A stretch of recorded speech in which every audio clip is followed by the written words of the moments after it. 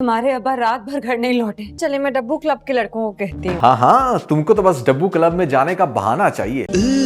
मतलब पिया की मुझे समझ नहीं आती कि भाई तुझे कौन सी ऐसी आग लगी है कि हर 2 मिनट के बाद तेरा दिल करता है वहां सावल के पास जाने को। अगर टेरेस में से देखती है कि ऐसे में आया भैया अली यार, साथ में सावल, दोनों मिलके बात कर रहे हैं, तो उस टाइम नीचे नहीं आई पूछने के लिए अली यार कि तुम यहाँ पर क्या कर रहे हो। बट द मोमेंट अली यार वहां से जाता है, नीचे आ जाती है और बुलाती है सावल को। एक तरफ से तो पिया को दिखाया जाता है कि बड़ी सोफिस्टिकेटेड गर्ल के मतलब बाप की इज्जत की बड़ी अच्छी रखवाली करती है और ख़ास तौर पे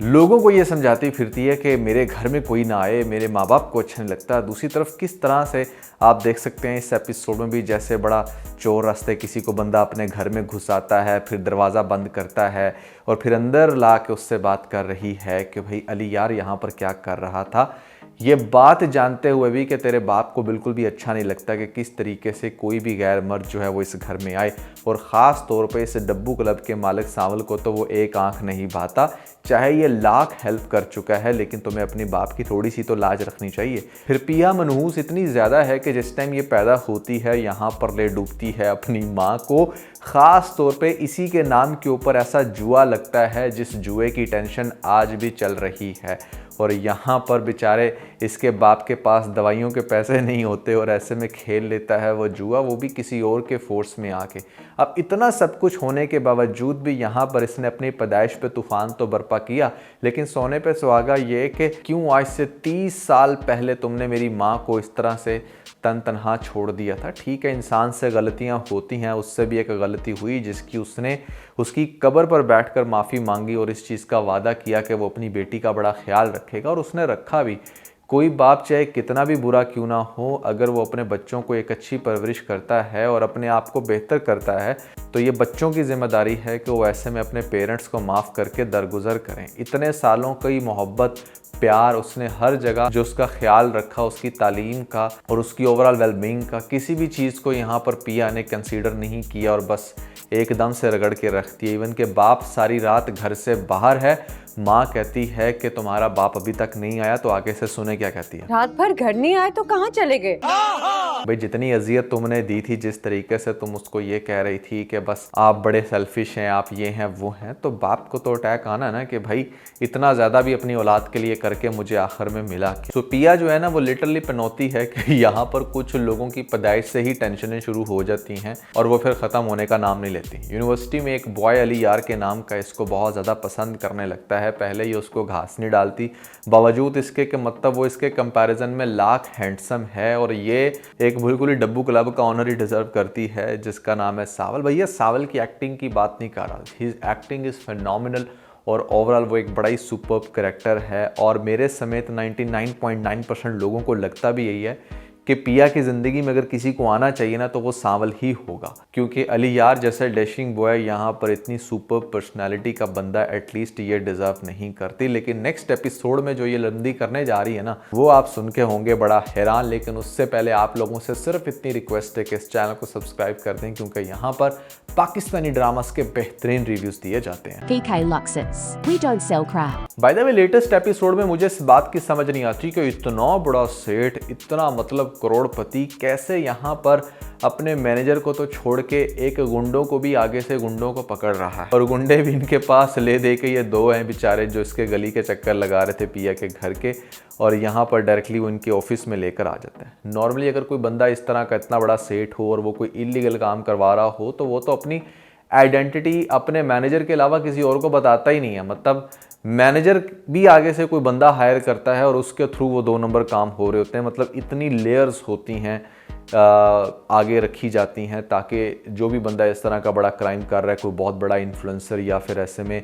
आप कह लें कि कोई पॉलिटिशियन, वो कभी भी अपनी आइडेंटिटी रिवेल नहीं करता। तो इसने कैसे मतलब गली के लफंगों के सामने अपनी आइडेंटिटी रिवेल कर दी कि भैया ये हैं वो सेठ साहब जो बेसिकली ऑर्डर्स दे रहे हैं कि जैसे कल को अगर ये लंडे पकड़े गए तो फ़ौरन से ये बयान दे देंगे पुलिस के अंदर कि भाई हमें तो वो फलां सेठ ने जो है वो हायर किया था। तो that scene was absolutely ridiculous. इसको डिफरेंट तरीके से दिखाना चाहिए था। इनफैक्ट यहाँ पर तो जिस लेवल के इनको बंदों को दिखाया गया है, निसार साहब को और सेठ साहब को,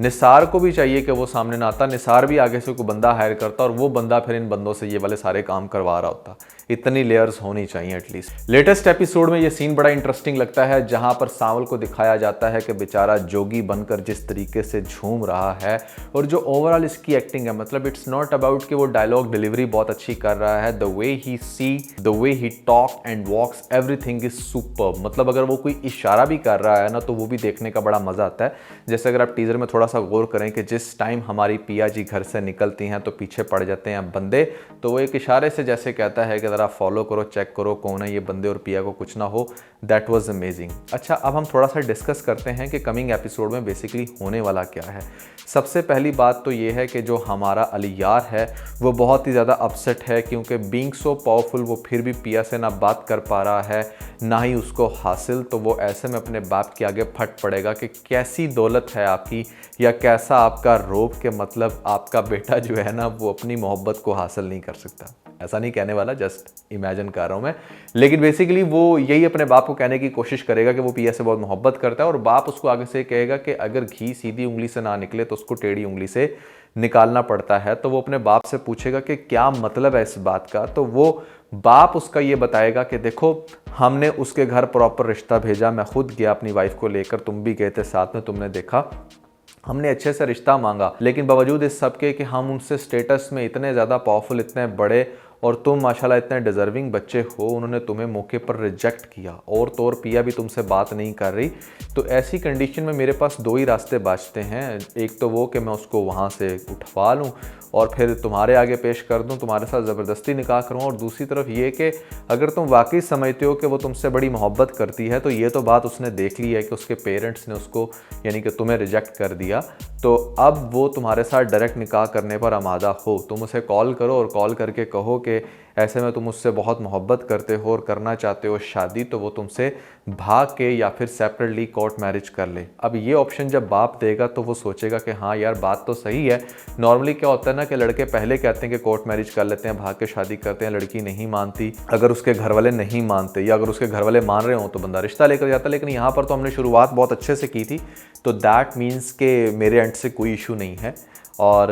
ये अब पिया को ही कुछ करना पड़ेगा। तो फिर वो पिया के साथ कांटेक्ट करेगा और पिया को कहेगा कि देखो मैंने तुमसे कुछ बहुत ही ज़रूरी बात करनी है एंड आई रियली वांट कि ये बात हम फ़ोन पे ना करें बल्कि लाइव मीट करके करें, और इट्स अबाउट आवर फ्यूचर। हम जो भी डिसाइड करना चाहते हैं हमें बैठकर करना चाहिए और मेरे पास एक बहुत अच्छी ऑप्शन है। अब वो जब पिया को ये बातें करेगा और पिया भी डेफिनेटली मिलना तो चाहती है बट पहले उसको इनकार करेगी, बाद में वो उसको कहेगा कि देखो अब तुम कम से कम मुझे इतनी फेवर ज़रूर दो अगर तुम मुझसे मोहब्बत करती हो या तुमने कभी भी मुझे थोड़ा सा भी पसंद किया हो। उसके बाद पिया डेफिनेटली सोचेगी इस बात पर कि यार मैं अब अपने उस बाप की लाज क्यों रखूं जिसने मुझे बचपन में बेच दिया, या व्हाटएवर उसके दिमाग में जो भी गंद घुल रहा है। वो अपने बाप की परवाह किए बिना वो सबको ये बताएगी कि वो अलियार से मिलने जा रही है, ये फाइनलाइज़ करने के लिए कि उन दोनों का फ्यूचर क्या है।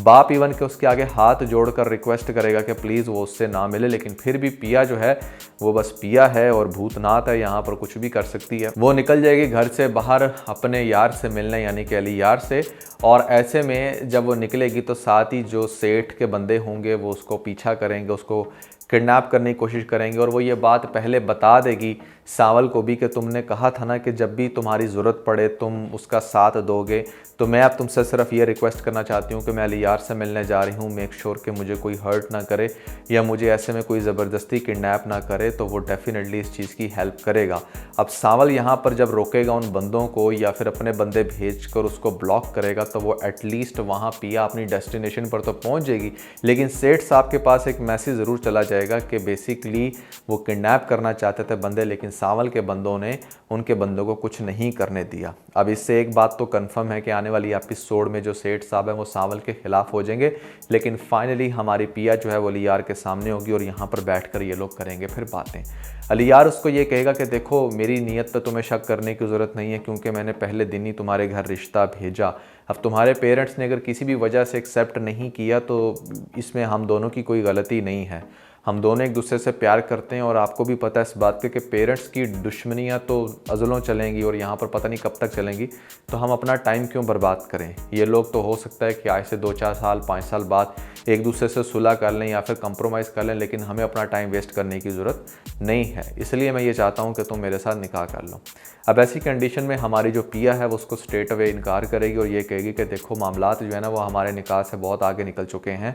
मुझे इस बात का पता चला है कि मेरे बाप ने तुम्हारे बाप के साथ आज से कुछ अर्सा पहले, यानी कि जब मैं पैदा हुई थी, तो जुआ खेल लिया था और उसको मुझे यानी कि बेच दिया था। अब अगर मैं तुम्हारे घर में ब्याह करके आती हूँ किसी भी XYZ रीज़न से, तो यहाँ पर यही चीज़ पोर्ट्रे होगी कि हाँ, चूँकि तुम्हारा बाप मुझे जीत चुका था, इस वजह से मुझे तुम्हारे साथ शादी करनी पड़ी। और यही वो रीज़न है जिसकी वजह से मेरे बाप ने भी मुझ पे काफ़ी गुस्सा किया, और ख़ास तौर पे तुम्हारे बाप के साथ भी, कि वो इतने अरसे बाद क्यों आए हैं। आई थिंक ये वो बातें हैं जो शायद तुम्हारे बाप ने तुम्हें ना बताई हों, ना ही तुम्हारी माँ ने, लेकिन तुम्हारा बाप एक बहुत बड़ा जवारी था, जवारी मेरा बाप भी, लेकिन तुम्हारे बाप का प्रेशर उस टाइम भी बहुत ज़्यादा था। और शायद तुम्हें इस बात का भी नहीं पता, तुम बहुत छोटे थे, तुम्हारे बाप को जेल हुई थी और उसके बाद वहाँ पर किसी बहुत ही बड़े पॉलिटिशियन को उसके कंधे और पाँव दबाकर तुम्हारा बाप वहाँ से निकला। अब ये सारी बातें जब पिया करेगी तो डेफिनेटली अली यार का फ़ोन खुलेगा, वो कहेगा तुम कैसी बातें कर रहे हो। बट एक दफ़ा पिया जो है ना वो सारा कट्टा चट्टा उसके सामने खोल के रखेगी कि क्या वो रीज़न है जिस वजह से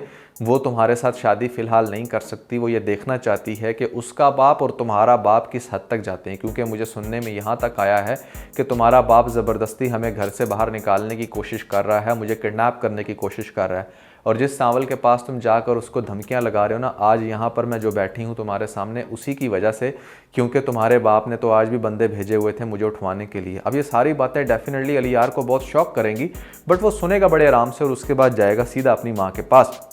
अपनी माँ के पास जाकर अपनी माँ से सवाल करेगा कि मैं जानना चाहता हूँ कि ये मूसा कौन है। अब माँ आगे से कहेगी कि तुम इस तरह के सवालात क्यों कर रहे हो, तो वो ये कहेगा कि मुझे सिर्फ जवाब चाहिए, ये नहीं सुनना कि मैं ऐसे सवाल क्यों कर रहा हूँ। तो माँ आगे से टाल मटोल करेगी तो शक तो पड़ जाएगा हमारे अली यार को कि दाल में कुछ काला है। और हो सकता है कि इस मूवमेंट पर जब वो थोड़ी सी मज़ीद इन्वेस्टिगेशन करे, देखे अपने बाप की मूवमेंट्स को कि किस तरीके से वो निसार को यूज़ करके यहाँ पर असलम साहब से मिल रहे हैं और उनको धमका रहे हैं, तो एटलीस्ट मेरी ये गट फीलिंग है कि हमारे फ़िरोज़ खान एज़ अली यार को इस बात की क्लैरिटी हो जाएगी कि भैया ये जो कुछ भी कर रहा है बेसिकली ये कर रहा है मेरा बाप, और उसके पीछे ये सारी रीज़न्स हो सकती हैं। तो that's going to be very interesting drama, specially जब ये वाली चीज़ सामने खुल कर आएगी, पता चलेगी सबको कि भैया किस तरीके से अली यार का बाप जो है वो ट्रोल कर रहा है। और उसके बाद मेरे ख्याल से अली यार की फ़ाइट अपने घर वालों के साथ यानी कि अपने बाप के साथ भी शुरू होगी, और प्लस उससे ये चीज़ भी फ़िलहाल बियर नहीं हो रही कि किस तरीके से हमारी जो पिया है वो सांवल को इतनी वैल्यू दे रही है, वो किस तरीके से उसके गुण गा रही है, और यहाँ पर वो सिर्फ यही देख रही है कि कैसे वो उसकी हेल्प कर रहे हैं। सो ये होने वाला भैया आने वाली एपिसोड में, इस तरीके से हमारी पिया पनौती है लेकिन कर रही है कुछ इंटरेस्टिंग काम। कैसा लग रहा है आपको ड्रामा, कमेंट्स में आपने मुझे ज़रूर बताना है। इसके अलावा अगर आप लोगों ने हमारा लेटेस्ट टीबीसी नहीं देखा तो ऊपर आपको लिंक मिल जाएगा, जल्दी से लिंक पे क्लिक करके वीडियो देख के अपना फीडबैक मुझे ज़रूर दीजिएगा।